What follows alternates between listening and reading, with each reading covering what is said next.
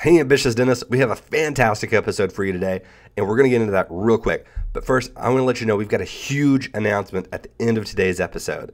At the end of today's episode, I'm going to be sharing with you a way for you to be able to implement some of the top-level tactics that you've heard over the past 25 episodes of the Start Your Dental Practice podcast.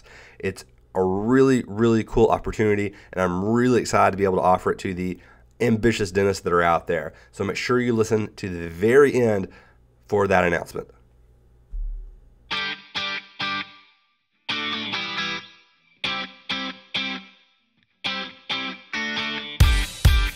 Hey, ambitious dentist, welcome to Start Your Dental Practice, the show for existing and aspiring dentists to take your dental practice to the highest possible level.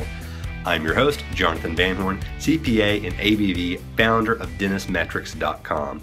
In every episode, we aim to demystify the how to start a dental practice problem by bringing on world-class dentists, influencers, and consultants in the dental industry to pick their brain about how to get past the barriers involved from going from no practice to being a practice owner to owning your own successful dental practice.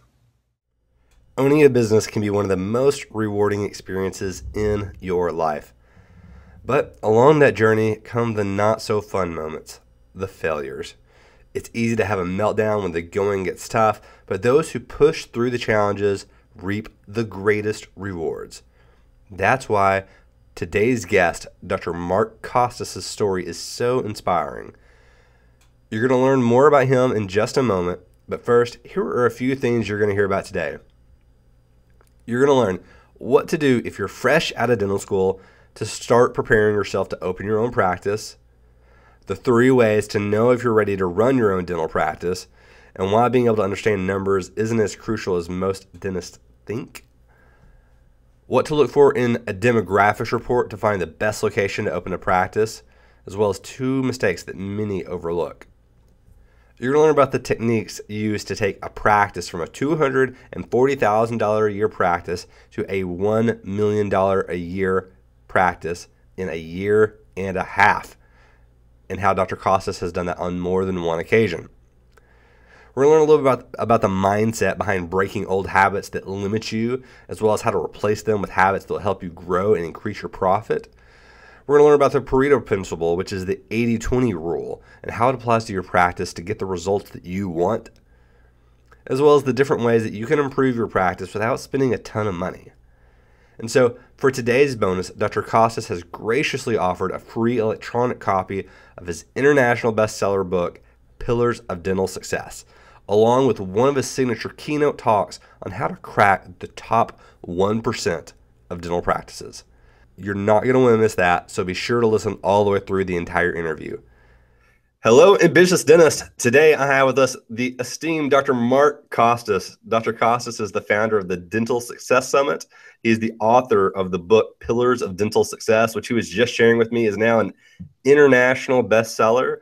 It's a big honor to have him on. He's also the host of 2 really, really good podcasts. One is Six Figure Side Gig, where he talks to entrepreneurs about how they built their businesses. And the other is one of my favorite podcasts in the dental space, Dentalpreneur, which is a way, way better name of a podcast than Start Your Practice. So well done with that. So Dr. Costas, thank you so much for coming on today. Is there anything that I missed in your introduction? No, that's it. I'm sure we'll cover lots of stuff about my past and my history and my huge flops and failures as we talk through here, which is a big part of my story, is just that I've failed more than most people, and I've dusted myself off and tried again and again and again. So I think that's my secret to my business success, is just that I've failed more than most people. Well, you have a wealth of knowledge. I love how engrossed you are in entrepreneurship. I know that you love just the ability to be able to create things almost, not out of nothing, but be able to build these businesses that hopefully provide income for yourself, your family, your employees' families, as well as, serve your community and serve your patients. So I'm really excited to get through this interview because it's going to be, I think you've got a lot of things that from a unique entrepreneurial perspective that a lot of people can learn a lot out of. So tell me a little bit about how you got started in the dental industry. Sure. 16 years old, first varsity baseball game, left field.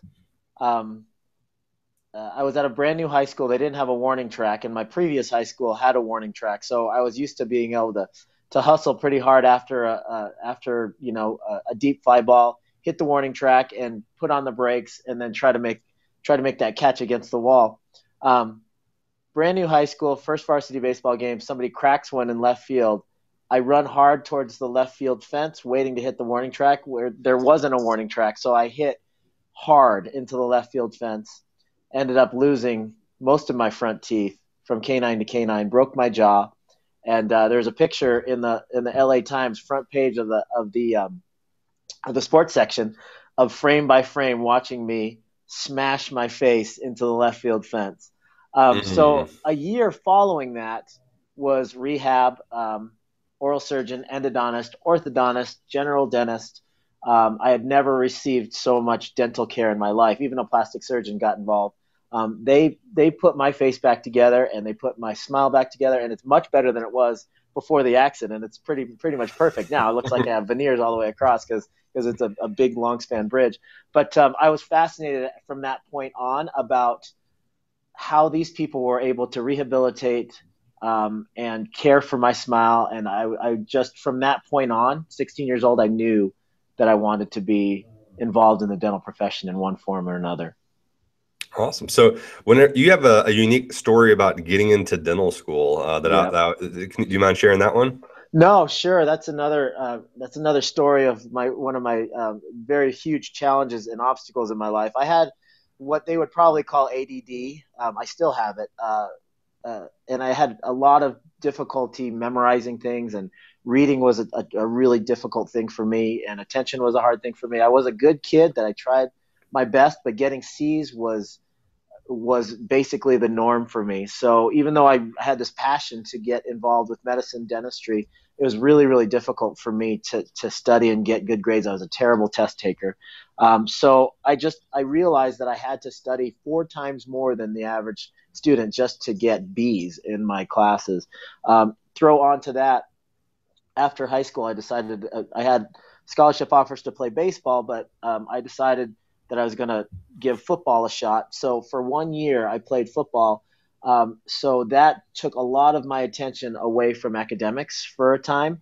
Ended up with a pretty serious back injury. I had 2 back surgeries. So that ended my football career. But it left me with a pretty shoddy GPA my first year of college. Transferred schools to a much better school, University of California, San Diego. Didn't have the finances after the football scholarship was gone. Didn't have the finances to pay for school, so I worked full time during undergrad. So 40 hours a week, working as a bouncer, a personal trainer, and a kickboxing instructor for 3 years as I was getting my undergrad degree. So I was able to graduate with no student loans, but my GPA was in the low 3-point range, and that was working really, really hard for me. So had an average DAT score, applied for dental schools over and over and over again. Over a 3-year period of time, I got 20 rejections, but I'm so stubborn, maybe I just don't know any better, that I just kept on going year after year, applying and applying and applying. 20 rejections on the 21st attempt. In the 3rd year, I finally got accepted. 1 single acceptance out of 21. Nice. Perseverance pays off. I love that story just because you had all of the challenges of getting to that point, and now you become a thought leader in my mind in the dental space and dental industry. So well, thank you very much. Thank you. So you got into dental school and you finished dental school up tell me what happened after dental school that got you into owning your own dental practice. Yeah, so dental school itself was an interesting experience for me because I had the same struggles again with test taking and really being able to focus. And I realized then that it wasn't, I knew that the concept of getting around people that were smarter than me to try to get me to their level and just kind of modeling everything that they did. The problem in professional school, as you know this, Jonathan, is that there's some people that just have like ridiculous memories and photographic memories. And the people that are the most successful in academics aren't necessarily the people that you want to model, because some of those people can study for 15 minutes and ace the test. And I was trying to model these people, and I was flopping, until I finally realized that I needed to find people more at my level that had the same goals. And we worked together, formed study groups, and I actually graduated pretty well, right in the middle. I consider that really well, right in the middle of my class. And then when we switched over into the third year into the clinical stuff, when I'm working with my hands, that's when the spark went off. It's like I get to work with my hands. I was really good at that. And then I got to start working with people. And then I realized that, man, all the stuff that I was doing in that 3-year period of time, working in the real world, trying to get into dental school, that actually paid off dividends, because I was allowed to use that experience in the real world to really be able to build quick rapport and trust with my patients. And so I graduated from dental school, took an associateship from one of my friends that graduated a few years before me in Phoenix, Arizona. Learned a lot about the business of dentistry. I mean, I was such a pest to the office manager. I wanted to know everything. He would go home, my buddy would go home, and I would sit there and I would do billing with the office manager, and I would listen to her make confirmation calls, and I would look at their ROI on their marketing, and I would study all of the things that it took to run a business behind the scenes after the dental day was over. So after a full year, they didn't offer me a partnership. In fact, I wanted to partner with them. They didn't offer me a partnership. So I found another partnership with a friend about 100 miles away in this little town called Prescott Valley, which is where I still live in Prescott. And that was my first of many practices. Now I'm about to open a brand new startup, my 7th practice.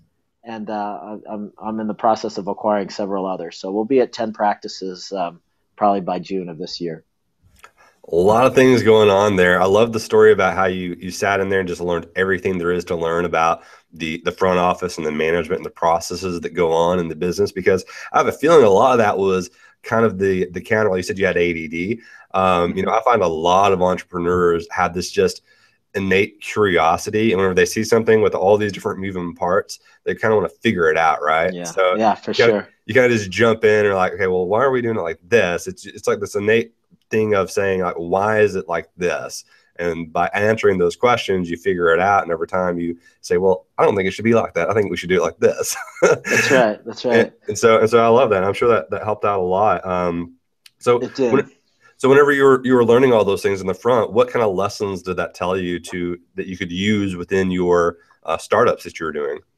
It's a great question. See, I learned that because a part of the backstory is that while I was waiting to get into dental school, I did get into business school. I got into an MBA program. I never finished it because I got into dental school halfway through my MBA program. But at the same time, I couldn't get hired to a decent corporate job. So I bought a franchise. I bought a food truck franchise. So as a franchisee, and I basically got thrown into entrepreneurship, and it was literally sink or swim. Like if I didn't pay off all of my expenses and have any money left over, then I was literally not going to eat that month. So I learned the basics of business, how to read a P&L and a balance sheet, and how to recruit good employees, and how to advertise, how to sell, because I had to get new accounts, to stop at for the food truck. I had to do permitting and all that stuff that you have to do as an entrepreneur. And then I tried to apply that knowledge to my first practice with the experience of, really, really digging down deep into the lessons that I learned at my first associateship. So,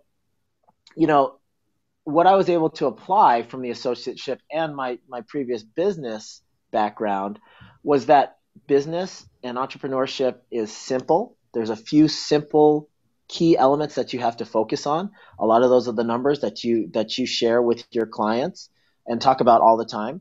But it's not easy, because you have to assemble the right kind of team and create the right kind of culture, right? You have to have the right systems in place, the processes for being able to run a successful, business. And those two things are very, very rarely intentionally put together by small business owners and especially dentists, because that's not the way that we think. And then, of course, we have to deliver the right experience, right? The service has to be perfect in order to grow. That means it needs to be nearly painless. It has to be on time, and then the billing has to be seamless, or else you're going to alienate your patient base. So those are the things that I like to focus on with the clients that I work with and in my own practices. Fantastic. So whenever you were, let's kind of circle back to whenever you were starting that first practice. Is there any like point in time well, let me take another step back to that. What was the decision that you wanted to start your first practice when you did your first startup? What took you into that mindset? Well, again, it goes back to the history and the thing that really attracted me to dentistry, although aside from the fact that I really admired the fact that what these clinicians were able to do and the healing aspect of it, is that the other option was going to be surgery. I wanted to go into medicine. And the reason that I didn't go into medicine was because I saw the writing on the wall. You could not really flex your entrepreneurial muscle as a physician as much as you can as a dentist. The reason that I wanted to immediately, as quickly as possible, after I learned what I needed to but get into my first practice, was I wanted to build equity. I didn't want to walk away at the end of, say, a medical career working in a hospital for 40 years, having just the money that I stashed in my 401k. I wanted to have a tangible asset when all was said and done. And I figured I could probably do a startup, pay off all of the debt in less than 7 years, and I'd have a tangible asset. Whatever the valuation was going to be, say 70% of the gross over 3 years or 90% depending on the area, I knew that there was going to be some sort of tangible asset. And after I got the first one rolling, even though it was ugly and it wasn't run perfectly because I was still learning, I knew that if I could build one asset and pay it off, then why couldn't I do it again and again and again and again, like a real estate investor would do with rental properties? I didn't see any reason why I couldn't use it as a cash flow vehicle and as a tangible asset that I could someday sell to build generational wealth. So that was an idea that I had from the very beginning. Why do you think other dentists don't see it that way?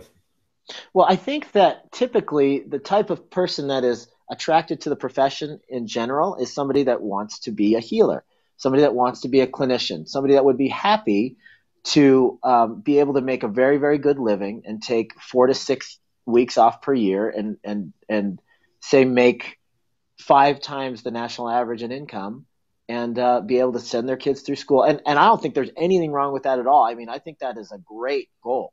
And most of the clients that I work with, that's their goal. But I don't think that the same people that are typically attracted to entrepreneurship and the risk and work that's involved with that are the same people that have applied to dental school and gotten through the gauntlet of all of the science and math that you have to take to get there. That's a good perspective. I try to tell a lot of docs that have this, we're just going to keep doing what we were doing before because it worked or it wasn't broke. That, there is a lot of things happening in the industry right now that is making the industry more competitive, and it's only going to get worse, I think, before it gets better. So the fear I have for some of the docs out there that are just letting it go by not trying to improve is that they may at some point find that they're a little bit too far behind the 8 ball to be able to catch up once that competition gets there. I don't think that's going to happen in the next 5 years, but maybe in the next 10 to 20 years, because if we looked over at the numbers in the past from like 2002 to 2012, the bigger practices, which is practices that have over about 15 employees, they actually captured about 5% of the total market of the amount of money spent on dentistry. That doesn't mean that the excuse me. Sure. That doesn't mean that the single owner practices didn't grow. It just meant that the other practices were growing faster and capturing more of the market in general. And again, that there could be legislative changes in the future about how people own multiple practices. I don't think that's going to happen. But at the same time, I try and tell people, hey, you've got to understand that while you can be the healer, while you can serve your patients and your community and your employees and their families and your family and everything else, you have to understand that there is a money aspect of this, right? There's the money kind of fuels all the abilities to do these things. So given that it could be more competitive, we've got to take this, at least somewhat seriously. And by the time most people come to me, they understand that. Yeah. But that's really more of a call out there for the people listening that may not see it that way, because there's a stigma behind your numbers sometimes of like, if you care about your numbers, you're a slimy business person, or you're not a medical person. Which I really think that there's a number of factors behind why that happens. But so I went off on a little bit of a rabbit trail there, as I tend to do in these things. So, but I do have to agree with you, Jonathan. There's definitely, I talk about this all the time. There's definitely a stigma attached to even talking about and bringing up any type of compensation when we're in dental school, because I mean, if you think about it, that environment is about trying to cram as much information into your head as possible. And then an afterthought is one semester of practice management, the tail end of your senior year. So, and the people that have dedicated their lives to the service of educating the next generation of dentists aren't there because they're making $1 million a year in the walls of that dental school. They've dedicated their lives to education, and there are some things that they had to sacrifice in order to do that, and one of them is a big paycheck that you can accomplish in the private world. Now, I truly believe, and I think this about wealth in general, I truly believe that the wealthier that you can become, the more people that you can help. I had an instructor that I went back to dental school. He was one of my mentors, one of my row instructors in dental school, and I went back to do a tour, say 3 years after I graduated, and I was really happy to bump into him. He sat me down. He was a guy that worked with one assistant. Same person answered the phone and was his chairside assistant for 40 years. He did his own hygiene. He saw 6 patients a day, and he had one op. And I think he had one overflow op too, just so he could take emergency patients every once in a while. So this guy was an incredible clinician. And he was a person I really looked up to and still do. Bumped into him at dental school when I was back 3 years after graduation. Told him what I was doing. I was really excited to share with him. Hey, I'm on my 3rd practice. We're picking out a location for the 4th. Things are going really, really well. Seeing a lot of patients. I have good associates that are working for me. We're providing great care. And he looked at me with disappointment, like, I can't believe you're selling out. I can't believe that you've given in to the temptations of chasing the almighty dollar. And, I at that point, I realized that, a lot of dentists think that way. You don't have to choose between being a successful business person and a very, very good clinician. You don't have to compromise clinical skill to make more money. The way that I see it is that if you are the best in your community at delivering clinical skill at anything, it's your moral obligation to see as many people in that community as possible. And if by nature that you're getting the lion's share of the people because you're clinically better, well, the community is better. And as a byproduct, you are going to become more wealthy. I love that. I love that. That kind of shatters that in the entrepreneurial world. A lot of people talk about limiting beliefs. I think that is definitely a limiting belief a lot of people have. And also, I think that because numbers are so confusing to some of the people that come out of dental school, that they we're all turned off by things we don't understand. Right. And so that kind of naturally puts that wedge of doubt in there of like, well, I don't really get it. And so if I do decide to care about it, I have this thought in my head saying that if I care about it, it's going to be bad. So I'm not going to actually dig in. I don't know of pretty much any dentist that I know that can't figure these things out because they're all intelligent enough. Yeah. It's just a case of getting past those thoughts of saying I need to understand these things. Sure. So yeah, I love that perspective. And so whenever we could probably talk about mindset for an hour and a half at least. So let's talk about as far keeping in line with the mindset of If you had a dentist, someone who was a dentist that was an associate somewhere who was coming out and saying, I'm thinking about buying a dental practice, or I'm thinking about starting a dental practice, but I just don't know if I'm ready yet or not. How would you figure out, how would you help that person work through if they were ready to be a business owner or not? Oh boy, that's a great question. Now, are you talking about somebody that's coming directly out of school, or have they worked a year as an associate, or? Let's say that this person has worked for 3 years outside of being out of dental school.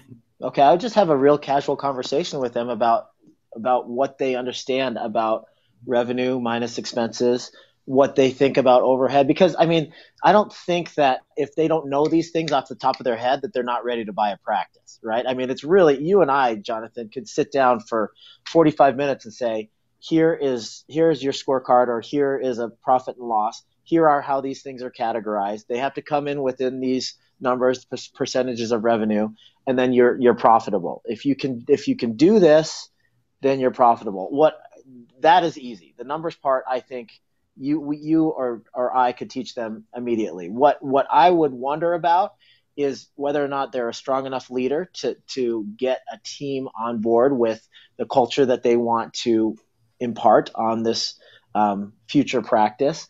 If they have a clear vision of what their exit strategy is going to be in 25 years when they're ready to hand the keys over to the next generation. What if they're realistic about the amount of money that they'll make in a startup over the last 3 months, and if it's going to be less than their associateship? Are they ready to do they have a runway? Do they have a savings in place?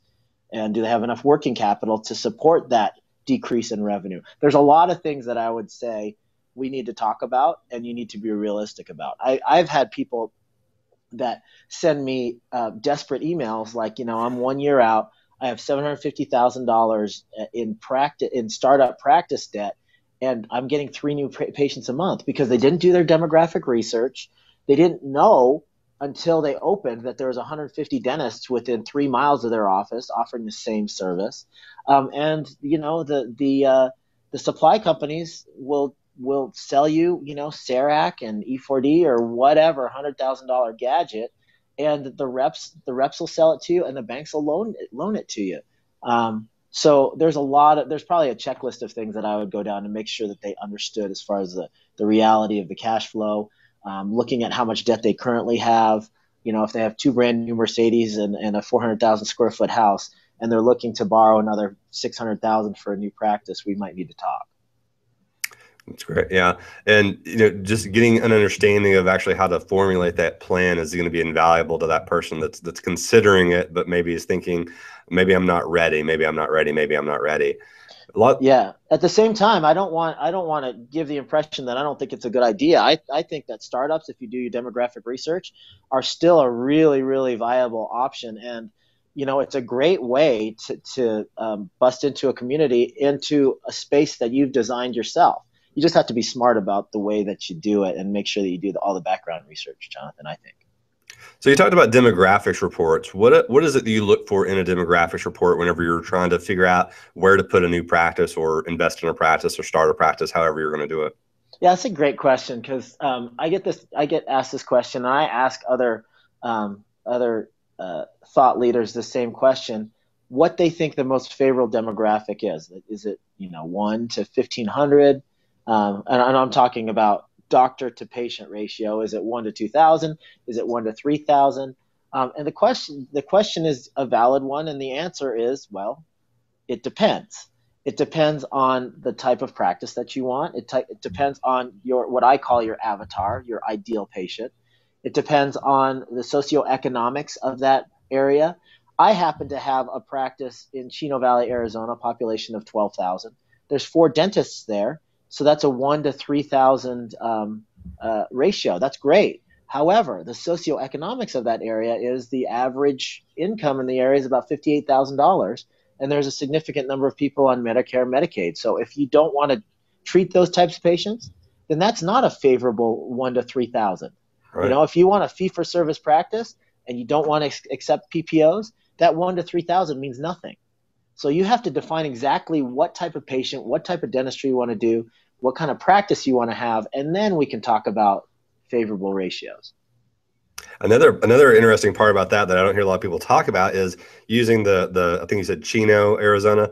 Hmm. Using that example is if you look at the other dentists, do all of the if that is what the average person or average person in that population looks like, how many of those other three dentists before you move in there being the fourth actually service those people? How many of those people actually are serving the Medicaid or those even offering it? Because if only one of them offers it, the ratio is actually better than 3,000 to 1. Because if 8,000 are in that program in that area, then you actually have a 4,000 to 1 ratio because you're the one of two people offering to that population.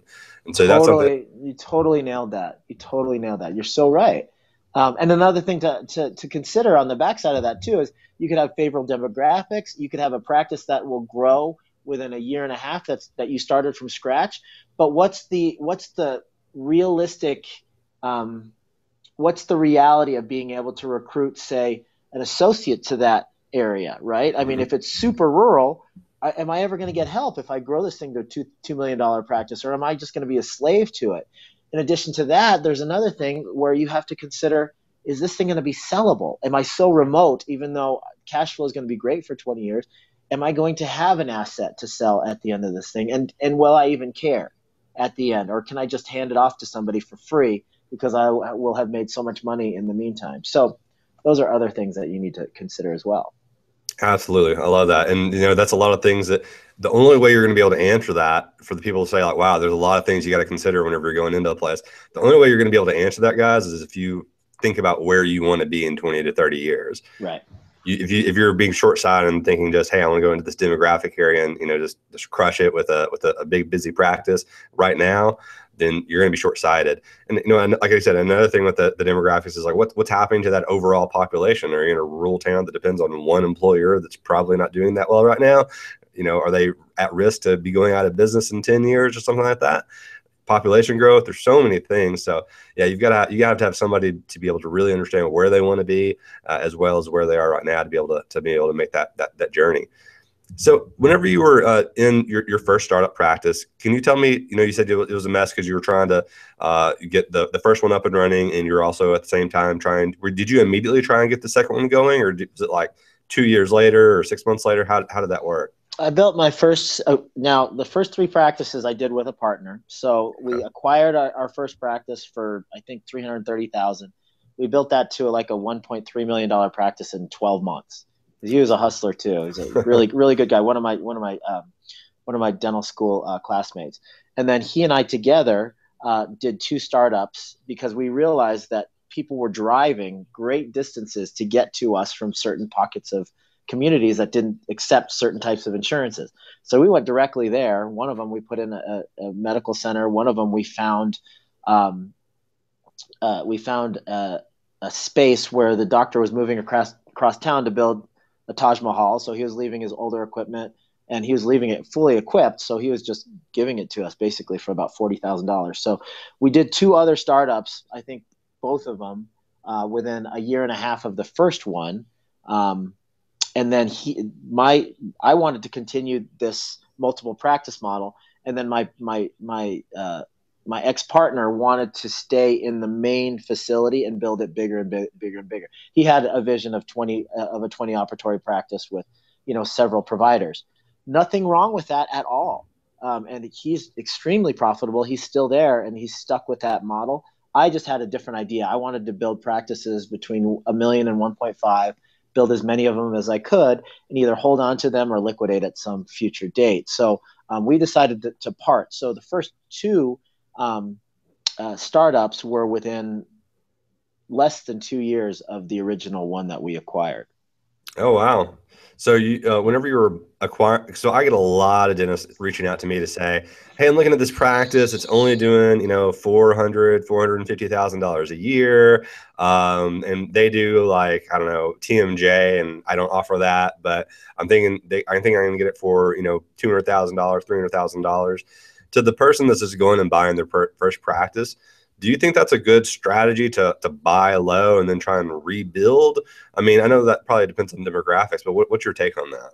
Yeah, I mean, again, you're gonna love my answer. It depends. Hmm. It depends on the amount of money that you calculate that it's going to take to turn this thing around. It also depends. There's so many things that you have to consider, Jonathan. Can you do molar endo, and are they currently sending it out? If it's a TMJ practice, you better get yourself trained in TMJ if you want to buy a TMJ practice, because you don't want to lose the $400,000 average revenue that's being brought in by whatever service that is, right? Are there other things that you can keep in house? What's going to be your competitive advantage as far as marketing strategy? There's a lot of things that you have to consider. I don't think there's any problem. I've gone in and taken a practice from $240,000, the most recent one that I sold, $240,000 to $1 million in a year and a half. But we just started taking different plans and offering additional services. I don't think there's any problem with that. You just have to be realistic about the growth and how much capital you have to make sure that this thing floats. Another big thing that you have to consider is, are you going to get the accounts receivable, and how old is that accounts receivable? How well were the statements set out in the first place? Have any of those expired with the insurance companies yet? Is it collectible? All that kind of stuff. So I don't think that there's like a number associated with whether or not something's going to be successful. But a lot of times, this particular example that you've given, if this doc goes in, buys this practice, it's a $450,000 practice. He's not doing the main stuff, or the main clinical procedures that the previous doctor was doing. He's got to consider that there's going to be a fair amount of churn, and he's going to lose a significant amount of that patient base, and it's going to feel a lot more like a startup. Yeah, I get it. And I tell a lot of people kind of to take that the same way, as, hey, as long as you're buying something cheap, realize that you're basically just trading in a few patients with a practice that's existing rather than starting your own, because it's like a startup at that point. So tell me about the practices you've taken from like 300,000 upwards to the $1 or $2 million. I know there's a bunch of people out there that have looked at practices that were low producing or low revenue, that they've considered but thought, that might be too difficult. I know there's probably a million things that you guys do because you've built these systems over time, but can you give us any type of insight to what it is that you do to create that $1.5 million practice off the back of a lower producing practice? Sure. Yeah. So what we do first thing is that we make sure that the fee schedule is at least 80%. Obviously, you'd be surprised how many doctors that have been in. Well, you wouldn't be surprised because you see it all the time. But there are many practices out there that are like hovering in the 40, 50th percentile of fees, and the docs don't even realize it. So, and then they're discounting fees on top of that for cash or whatever. It's like, whoa, man, hold on a second. So we raise the fees for one. I am a PPO provider. I think it's very difficult to do multiple practices unless you accept insurance. And if you are a fee-for-service provider, more power to you. I say if it's working, do not start accepting plans because it's a pain in the butt. But my model is that I accept PPOs. I have a really good negotiator that gets the PPO fees and negotiates them as high as we can get them right off the bat. So first thing, fee schedule, raise the fee schedule. Second thing, I start accepting more plans, and for the existing plans that are with the practice, I negotiate to get the revenue up there. I check web presence. How well do they appear online? Do they have negative reviews? And if so, we take care of getting rid of as many of those as we can. We dilute those with more positive reviews. Where are they coming up on a Google search? Is there a pay-per-click campaign? All that stuff, we look at that. We look at the stuff that they're referring out. If they're referring out a bunch of stuff that we can keep in-house, implants, molar endo, surgical extractions, wisdom teeth, even if you have to bring a specialist in-house to capture a little bit of that revenue, or at least increase the value of the practice by producing more in there. That's a common fallacy. I can go talk about this for a year as well. But if you bring, say, a specialist in and you pay them 50%, and the profitability margins are really, really slim, but the patients are happy because they don't have to go anywhere, there is inherent value to that because you're actually increasing the value of the practice by producing more within the organization. So there are upsides to keeping that stuff in-house as well, if you can work out those relationships. So there's a lot of things, but and then marketing, of course. How are they marketing, and are they using a fair percentage of the revenue to expand and bring in new patients? Scripting up front. How is the scripting being handled now? What's the patient experience like? What's their overall patient customer satisfaction rating? All that stuff we can change in a matter of 3 months, and you typically see a big tick up of the revenue. That's great. Yeah. And, a lot of people think about that they're going to go in there, they're going to just beat the bushes. And Howard Ferrand and I talked about this for a while. He has this weird mindset that he says he doesn't see a lot of dental practices grow. So a lot of what you would say I think would be very interesting to him, because he says that, I see all these docs, they'll go out and they'll buy a practice that has, 3 operatories and they've got 1 hygienist. He said, I'll meet them 10 years later and they'll still have 3 operatories and 1 hygienist. They don't know how to grow. They don't know how to build. All they know how to do is do what they were doing. And so I think you've got some really, really interesting insights to how to make that happen.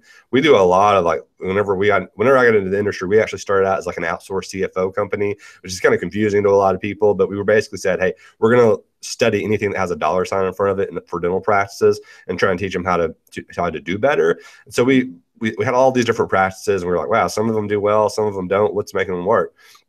And really, that growth factor is super hard for a lot of dentists to be able to make happen because of these habits that they develop over time. So talk to me a little bit. How do you teach people to kind of get out of these habits or see things in different lights and do things differently? Yeah, I hate to keep coming back to mindset. I'm trying to throw as much tangible, tactical stuff because that's what turns dentists on. But I always go back to a little bit of mindset stuff. So whenever I'm working with anybody, whether it's a practice that I'm buying or if it's a client that's trying to improve the profitability and decrease the overhead of their practice or increase growth, we always start with, what's your vision? Where do you want to be 12 months, 24, 36, 20 years from now? And then we look at what they're doing. And typically, if they're stagnant or they're declining, I just make a very simple statement. Okay, you say you want 20% growth in the next 12 months, which is totally doable. It's kicking butt, but it's totally doable. What's got you to here is not going to get you to there. So let's identify exactly where it is. Let's make a true and honest assessment of exactly where it is that you're lacking. Is it the patient experience? Is it the way that you're doing your billing? Is it the way you're answering the phone? Is it your facility? Is it your team in general? Is it your clinical skill? I mean, take a good hard look at what's happening in your practice. Do an honest audit, do an honest assessment. Then identify the areas that could make the biggest impact right away. So that's identification, prioritization. So what's it going to be? Is it going to be that you just fire that person that pisses everybody off on the phone immediately and get somebody pleasant on there and maybe see an uptick of 30% more of conversions and phone calls? Is it that you start tracking the phone calls? Is it that you start fixing your online presence? Whatever it's going to be, identify, prioritize what the 80% of things that are going to get you the best 20% of the result, or 20% of things that are going to get you the best 80% of results, right?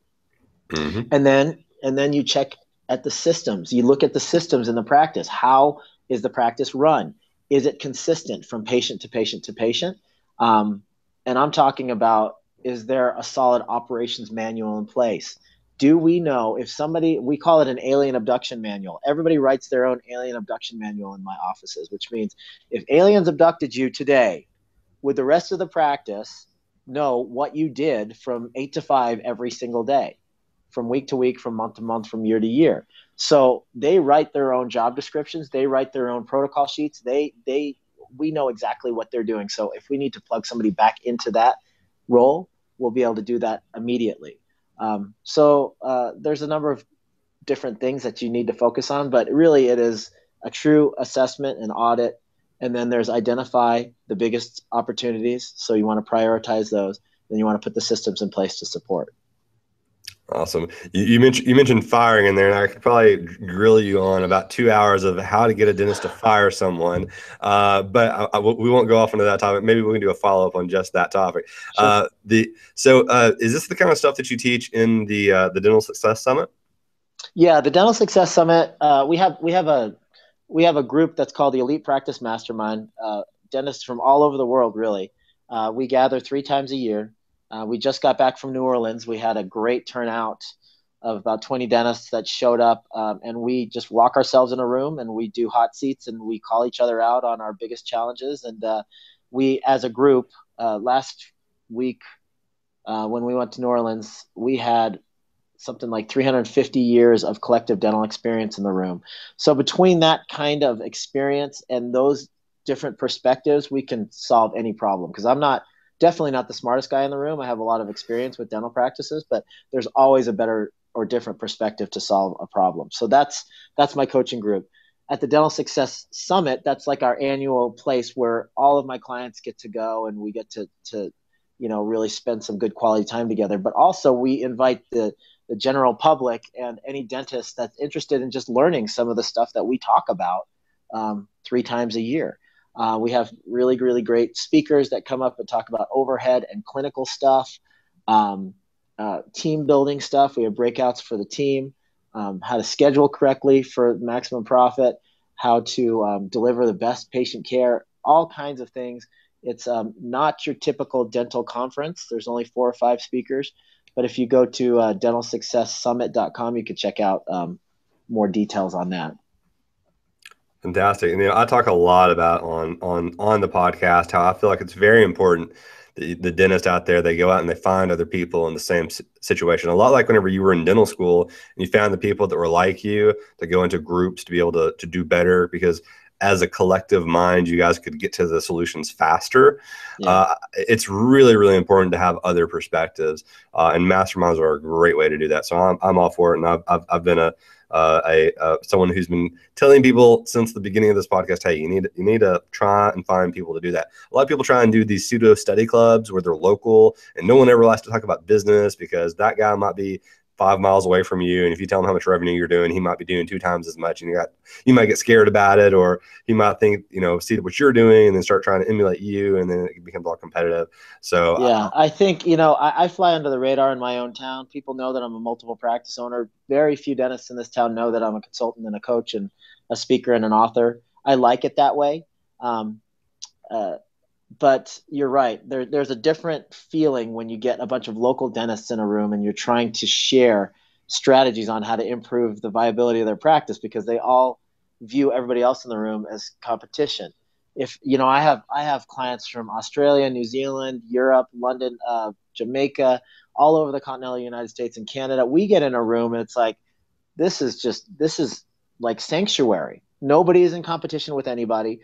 Every market is so hugely different, and things that seem common sense in one market that are working really well, the rest of us haven't even heard of. So we're implementing all these awesome things. And just like you said, it is full circle. When you realize that there is more power to collaborating people that are in your situation or in a slightly better situation, that's when everything really starts to move for your practice. absolutely. So the Dental Success Summit is where you go to have your team learn more, just to how to be a better dental practice. Tell us a little bit about your book, the the pillars of dental success. Yeah, The Pillars of Dental Success is a book that I wrote, several years ago now. We just released the second edition, added some stuff because I've learned a lot since I wrote the first version of the book. Mm-hmm. And that's the one that I was fortunate enough for it to go bestseller in a few different countries. Germany, which is weird. Germany, Canada, Australia, United States, and Spain. And I don't even speak Spanish, yeah, that's a huge privilege. The book is basically about, it's right here. So this is a copy of the book right here, and it talks about all the different ways that you can improve your practice without having to spend a ton of money, right? So it gives a little bit about my background. It talks about systems, the lifetime value of a patient, how to extract the lifetime value of a patient without, while delivering the best care, positioning yourself in the community, patient acquisition, external and internal, how to create a good referral generation program, patient retention, overhead control, creating multiple streams of income. So that's what that book is all about. It's basically all the things that we talked about in greater depth as far as my story and how I got over some of the challenges and some of the stories about the practices that we were able to acquire and start from scratch. Fantastic. So I definitely tell any one of my listeners out there, I'm going to give a full endorsement to his book. So thank you. Thanks, Jonathan. you need to go out and listen to it. Dr. Costas really knows the stuff, and he does it in a way. He's very I'll be honest. I feel like, and my listeners are used to me being, saying weird things like this, but I've been so excited to interview you that I feel like I was jumping into each little tidbit of information that we were doing down the line. I feel like we kind of went one place or the other on a lot of things, but everything you gave was so good. Thank you, Jonathan. I appreciate that. Everyone out there can really learn a lot from Dr. Costas. And so definitely go out and get his book. If you can't make it to the Dental Success Summit, when is the Dental Success Summit? It's April 1st and 2nd in Scottsdale, Arizona. Like you said, if you can't make it, we have 3 smaller meetings a year, and those are primarily for our Mastermind members, but we always invite guests. If you guys want to just come for a weekend, we love having new people. We had 2 LSU students, D4 students, come and just pop in because we were in New Orleans, and you should have seen their eyes. They were like saucers. They were like, wow, there's a lot to learn outside of, cutting in occlusal amalgam prep. So they were really soaking it all up. So we always invite people to come. If you can't make it to the summit, then come to one of our other events. If there's anybody out there listening in Australia and New Zealand, we're doing an event in Australia and New Zealand, Auckland, New Zealand, and Sydney, Australia, first week of June. So if you guys are out that way, come pop in. We're having a summit in those 2 cities as well this year. It's awesome. Fantastic. Well, thank you so much for your time today. Is there anything else that you'd like that we didn't cover that you want us to talk about that you feel like, okay, as a fellow podcast host, what question did I not ask that I should have asked? No, in fact, I think you did a really, really good job. What I love, I've been a podcast junkie for many, many years. And the things that drive me crazy are when they are so super canned. You can be in the middle of a great synergistic conversation and somebody is so intent on getting back to the agenda and getting to the fire round or whatever it is. I got these 5 questions I got to ask you no matter what you're talking about right now. You're very, very natural, and I appreciate the fact that we were just able to chat like friends. What I will ask you back, though, and I'm going to put you a little bit on the spot right now, is I would love to get you on my podcast, The Dentalpreneur, so we can help share your message about dental metrics with my listeners. Absolutely. I preach to the choir every day. So it's my wife is very, very tired of me talking about dentistry. So I get to talk whenever I get the chance to talk about it. I will do it all day long. Yeah, so I always feel guilty when people have me on their shows. I'm about to be interviewed on another show right now that I get to talk about myself and I don't get to reflect back. And one of the big things I talk about with my team is that you've got to get people talking about themselves. That's the fastest way to build rapport. Use their name as many times as you can in a conversation and get them talking about themselves. They'll walk away from that interaction going, man, I really like that Dr. Costas. And I didn't get to do that with you because you were interviewing me. I'm going to get to do that with you on my podcast. Yeah. The whole know, like, and trust. We talk about that a lot too. So good. Fantastic. Dr. Costas, thank you so much for your time today. And I guess God's listening whenever you have me on Dentalpreneur. So go to iTunes, subscribe to Dentalpreneur and listen today. So Dr. Costas, if anybody wants to get in contact with you, have any questions, follow-ups, or anything like that, what's a good way for them to be able to get in contact with you? Yeah, sure. You can just email me at info@truedentalsuccess.com. Everything that we do, all of our live events, all of the podcast episodes, show notes, we have a free book at truedentalsuccess.com/JV for Jonathan Van Horn, waiting for you guys. And there's also a video called Cracking the Top 1%, which is a keynote presentation I gave somewhere, I don't even remember where it was, about how to decrease your overhead and increase your profitability. So I'd love to offer that to you guys as a free gift. Fantastic. Thank you so much. So yeah, guys, go to truedentalsuccess.com/JV, and you can get that free book as well as that presentation. I've watched some of Dr. Costas's presentations, which is a big deal to me because most dental presentations I snooze through, and he keeps you going the whole time. So he's a fantastic presenter. So guys, thank you so much today, and we'll see you next time. A special thanks to Dr. Costas for being on the show today and sharing his inspiring journey along with some rich insight on how to scale a dental practice. A lot of dentists out there have problems figuring out how to get from one level to the next. A lot of people get stuck, and I'm super grateful that Dr. Costas was willing to provide our ambitious dentist community with the two truly remarkable resources he's given as our bonus today. And as a bonus for today, as a reminder, Dr. Costas has offered a free copy of his international best-selling book, Pillars of Dental Success, along with his signature keynote video, Cracking the Top 1%. To get that bonus, simply text PRACTICE to 33444. Again, that's PRACTICE to 33444, or visit startyourdentalpractice.com/bonus if you're outside of the U.S. You'll also receive updates on the latest episodes of Start Your Dental Practice, helpful tips for owning and running a practice, and promotional opportunities direct to your inbox. Hey guys, it's time for that big announcement. So, what do Dr. Mark Costas, Dr. Tuan Pham, Dr. Chris Phelps, Dr. Bill Williams, and a number of other top-level dentists who have been on the Start Your Dental Practice podcast have in common? Give up? It is that they are a part of masterminds.